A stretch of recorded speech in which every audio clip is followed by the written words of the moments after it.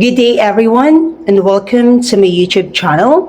So today I will be discussing to you the last step of the accounting cycle, and that would be the reversing entries. So in the previous video, I have already taught you on how to prepare a closing entries and also how to prepare a post-closing trial balance. So today I will be teaching you how to prepare a reversing entries. Actually, reversing entries is very easy to prepare. It is just that you need to know what adjusting entries then that needs to be reversed on the beginning of the accounting period. So reversing entries class, they are prepared to simplify the accounting process. It is actually also to prevent double counting, to enhance accuracy, and also to facilitate record keeping. So for reversing entries class, they are made on the first day of the accounting period. For example, if your ending of the accounting period is December 31, then on January 1, following December 31, on January 1, you will be preparing then reversing entries.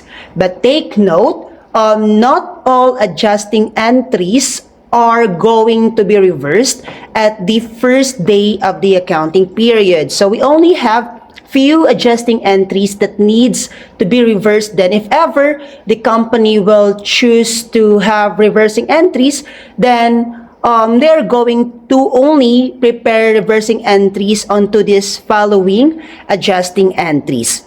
So but before that, before I will introduce them, the four method that can be reversed on your first day of the accounting period, let me just remind you, class, that reversing entry, the step 10 of the accounting cycle, is optional. Therefore, company are not required to actually prepare reversing entries. Though, nara nila if they want to have reversing entries or not. So let's go back. What adjusting entries method are that can be reversed then on the first day of the accounting period? The first one, class, is the prepayments. So again, if you recall, prepayments, class, these are payment or expenses that is being paid in advance, di ba? Katong mga expenses nga atong gibayaran pero wala pa nato nagamit. That is prepayment. But remember, please take note that under prepayment, only expense method are that can be reversed on the beginning period of your accounting period. Diba? For prepayments and deferrals, we have two methods on that. So for prepayments, we have expense method and asset method, but only expense method ang ma-reversed. We will discuss that one as we progress. Next is the unearned revenues, or also known as the deferrals. So for deferrals, class, this is actually income already received but not yet earned. Meaning, mao ni ang katong nibayad si customer in advance but we have not yet rendered the services. That is deferrals.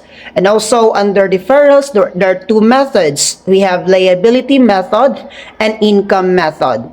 But if you use income method, then on the beginning of the first accounting period, you need to do a reversing entry.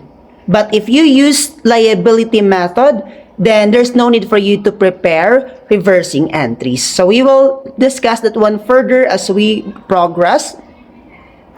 Next is the accrued expense. So for the accrued expense, these are expenses already incurred but not yet paid. Okay? So this is expenses, or they are expenses already incurred but not yet paid.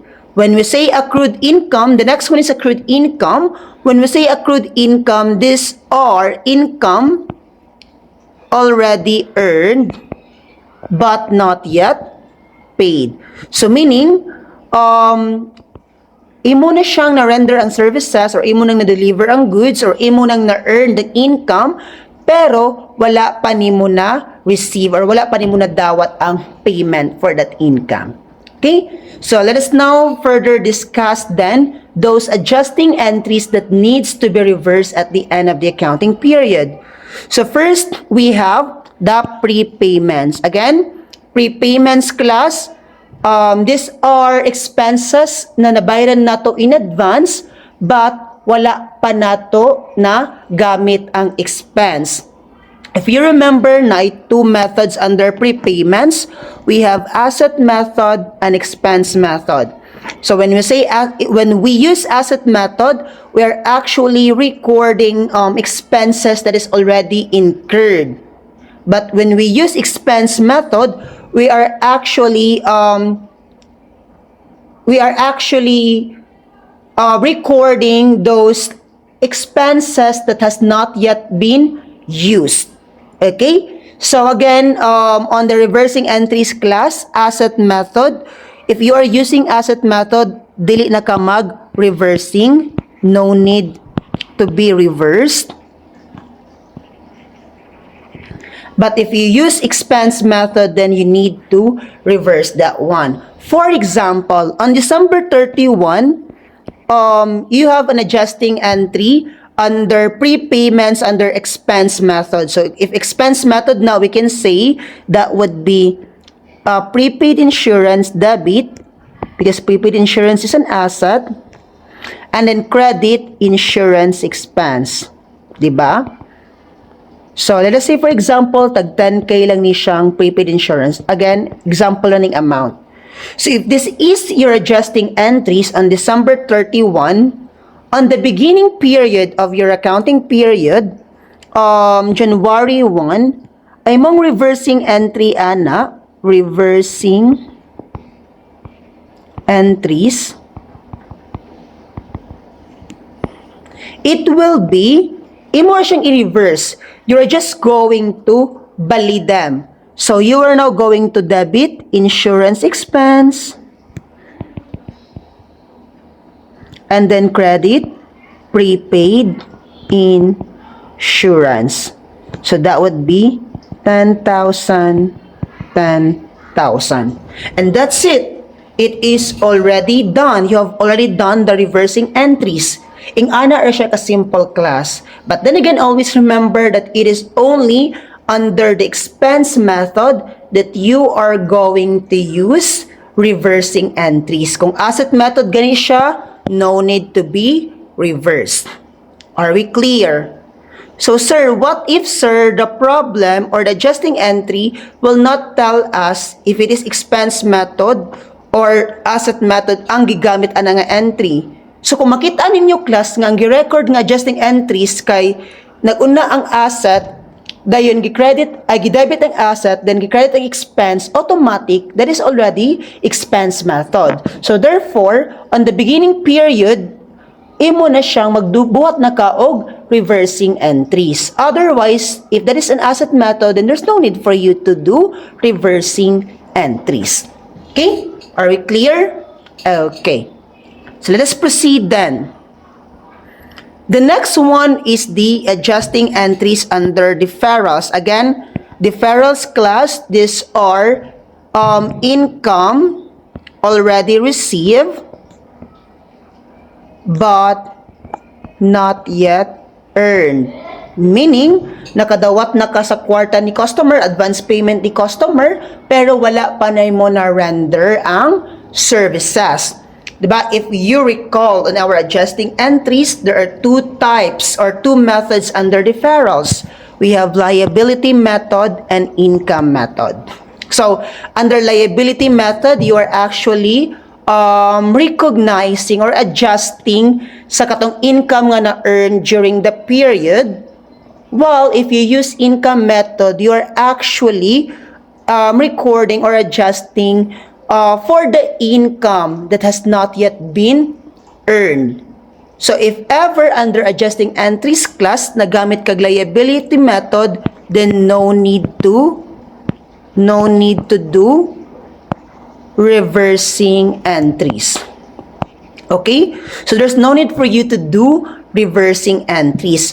But if you are using an income method, then you can reverse it on the first period of the accounting period. For example, on December 31, you have an adjusting entries under income method. So let us say interest income debit,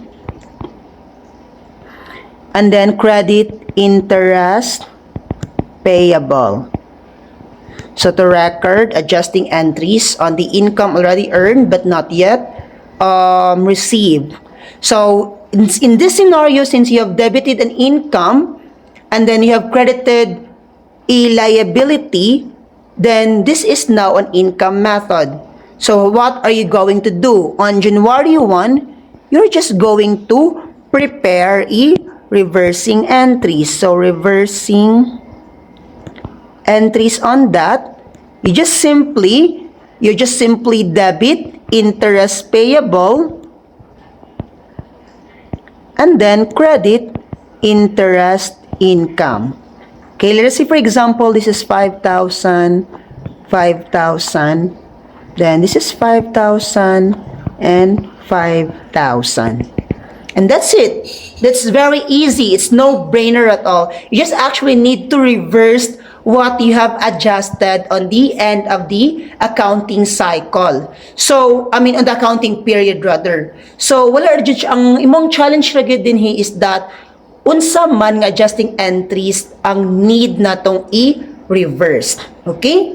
So, more na siya class. If income method, you can do reversing. But if liability method, you don't need to do reversed entry for that.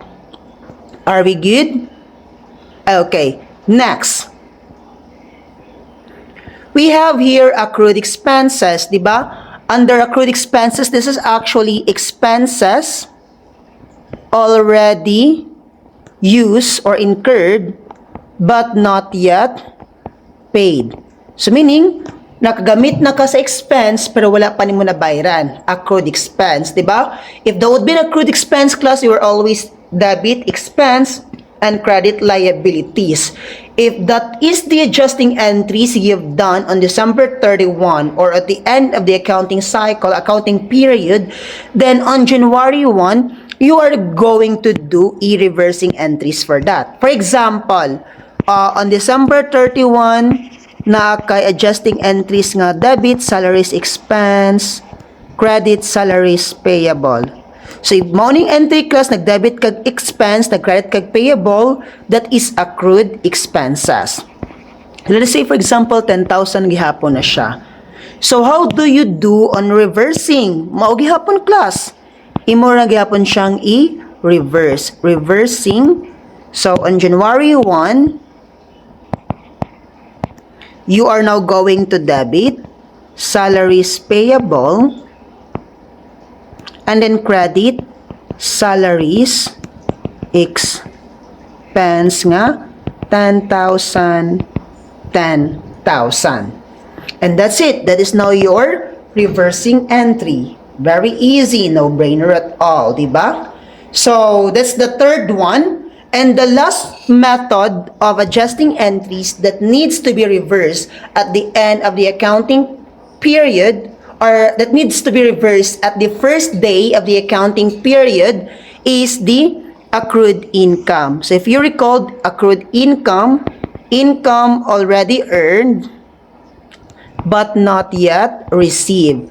So meaning, imo nang na-earn si income, imo nang na-render si services, or imo nang na-deliver si goods, or imo nang naka-earn kag interest imong deposit sa bangko, pero wala pa kagibayran, that is accrued income. So, again, if that is an accrued income, you will always debit receivable on that, and you always credit income for that, because income is already earned.